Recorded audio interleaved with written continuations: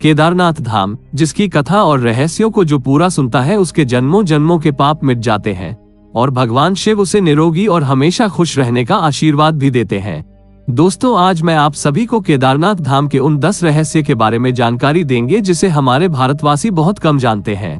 भगवान शिव खुद यहाँ पर 24 घंटे विराजमान रहते हैं और ऐसे में उनकी इस धाम की कहानी के बारे में जो भी सुनता है वो धन्य हो जाता है।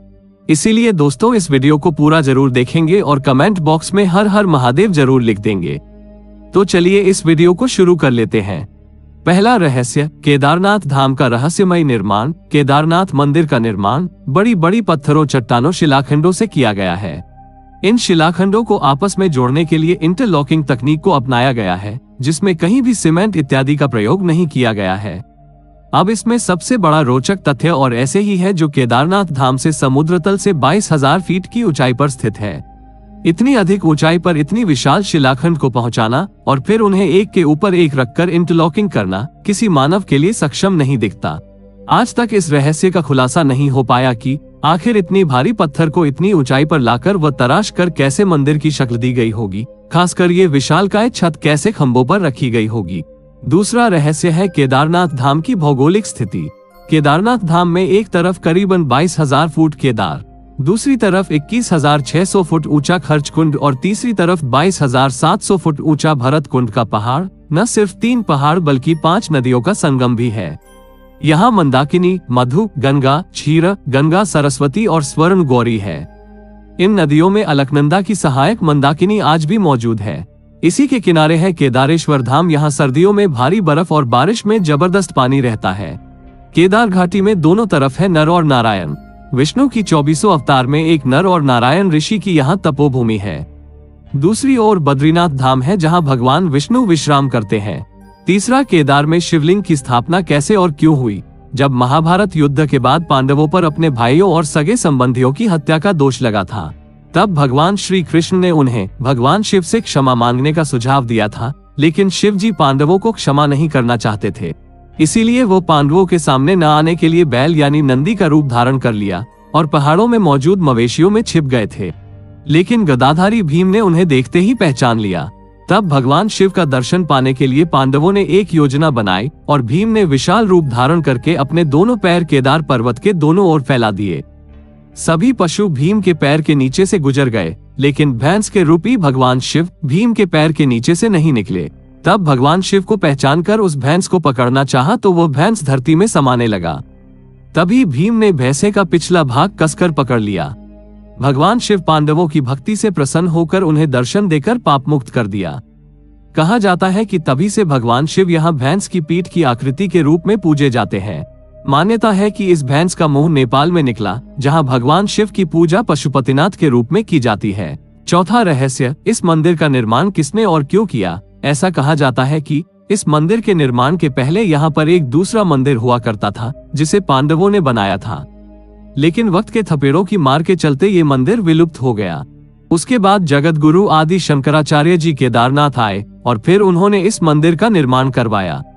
इस मंदिर के पीछे ही उनकी समाधि है। इसका गर्भगृह अपेक्षाकृत प्राचीन है, जिसे 8वीं शताब्दी के लगभग का माना जाता है।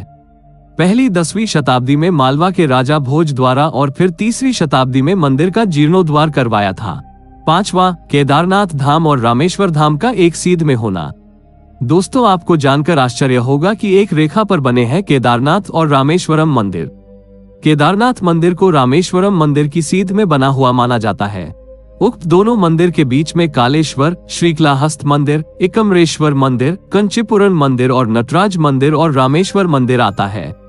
ये शिवलिंग पंचभूतों का प्रतिनिधित्व करती है, लेकिन आज तक इसका खुलासा कोई नहीं कर पाया कि आखिर ये सभी मंदिर एक ही सीध में कैसे और क्यों बनाए गए थे। छठा रहस्य, आखिर केदारनाथ धाम 400 वर्षों तक क्यों और कैसे गायब हो गया। देहरादून के वाडिया इंस्टीट्यूट की हिमालयन जियोलॉजिकल वैज्ञानिक विजय जोशी के अनुसार 3वीं से 7वीं शताब्दी तक यानी 400 साल का एक छोटा हिमयुग आया था, जिससे हिमालय का एक बड़ा क्षेत्र बर्फ केंद्र में दब गया था। उसमें ये मंदिर क्षेत्र भी था। विज्ञानियों के अनुसार मंदिर की दीवार और पत्थरों पर आज भी इसके निशान देखे जा सकते हैं। दरअसल केदारनाथ धाम का ये इलाका चूराबारी ग्लेशियर का ही एक हिस्सा है। वैज्ञानिकों का मानना है कि ग्लेशियरों के लगातार पिघलते रहने व चट्टानों के खिसकते रहने से आगे भी इस तरह का जल प्रलय या प्राकृतिक आपदाएं जारी रहेंगी। 7वां, केदारनाथ धाम का रहस्यमयी दीपक। दोस्तों, केदारनाथ धाम के साथ साथ यहाँ मौजूद दीपक बहुत रहस्यमयी है।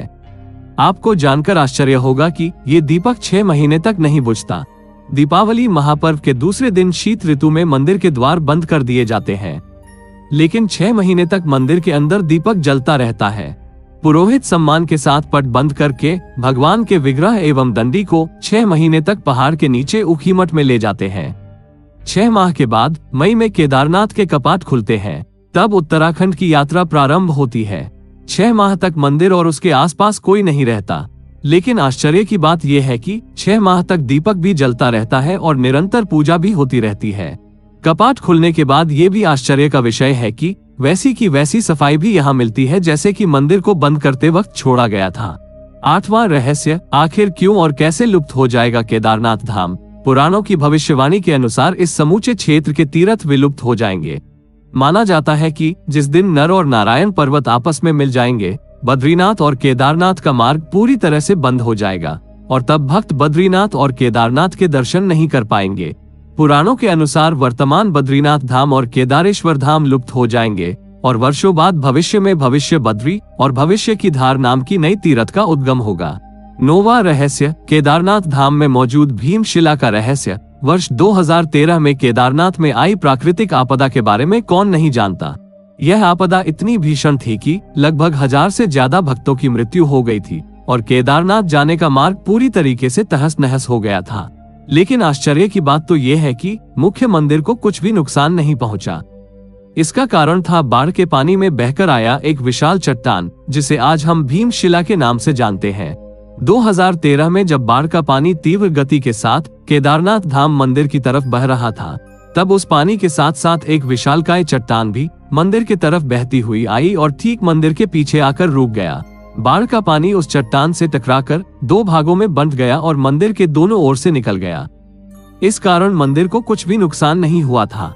ये एक चमत्कार था जिसे संपूर्ण विश्व ने देखा था। 10वां रहस्य, केदारनाथ धाम का रहस्यमयी साधु और एक भक्त की सच्ची घटना। दोस्तों, आज से कई सालों पहले एक आदमी केदारनाथ धाम में भगवान शिव के दर्शन करने आया। वो जिस वक्त आया उस वक्त केदारनाथ धाम के कपाट बंद होने वाले थे। उसने पुजारी से भोलेनाथ के दर्शन करने की इच्छा जाहिर की, परंतु पंडितों ने ये बोलकर उसे मना कर दिया कि केदारनाथ धाम अब 6 महीने के लिए बंद कर दिया गया है। ये सुनते ही वो भक्त बहुत दुखी हो गया, परंतु उसने अपने मन में ये संकल्प लिया कि जब तक वो केदारनाथ धाम के दर्शन नहीं करेगा वो यहाँ से हिलेगा तक नहीं। वो भूखे प्यासे बर्फ के ऊपर बैठा रहा। रात हुई और थोड़ी देर के बाद एक साधु उसके पास आया और उसने कुछ खाने के लिए उस भक्त को दिया और फिर उस साधु ने उसके सर पर हाथ फेरा। ये करते ही उस भक्त को नींद आ गई। वो भक्त जैसे ही उठा तो देखा कि कुछ पंडित केदारनाथ मंदिर का दरवाजा खोल रहे हैं। ये देखकर वो मंदिर की तरफ भागा और पंडित से जाकर बोला कि आपने तो बोला था कि अब मंदिर के कपाट ठीक 6 महीने बाद खुलेंगे, लेकिन आपने तो एक ही दिन में इसे दोबारा खोल दिया। ये बात सुनते ही उस पंडित के होश उड़ गए। उस पंडित ने उस भक्त को गौर से देखा और कहा, तुम तो वही भक्त हो ना जो 6 महीने पहले आए थे और दर्शन करना चाहते थे। उस भक्त ने बोला कि हाँ मैं वही हूँ, पर आपने तो कल ही मंदिर के दरवाजे बंद किए थे, लेकिन 6 महीने के बाद आप क्यों बोल रहे हैं। पंडित ने पूछा कि मंदिर के दरवाजे बंद होने के बाद तुम्हारे साथ क्या हुआ था, पहले तुम ये बताओ। उस भक्त ने जैसे ही उस साधु की बात कही कि एक अघोरी बाबा आए और मुझे खाने के फल दिया और मेरे सिर पे हाथ फेरा और मुझे नींद आ गई, और मैं जब जागा तो देख रहे हैं कि आप मंदिर का दरवाजा खोल रहे हैं। पंडित ये बात सुनते ही उस भक्त के चरणों पे गिर पड़ा और कहा कि आप जैसे शिव भक्त को मैं समझ नहीं पाया।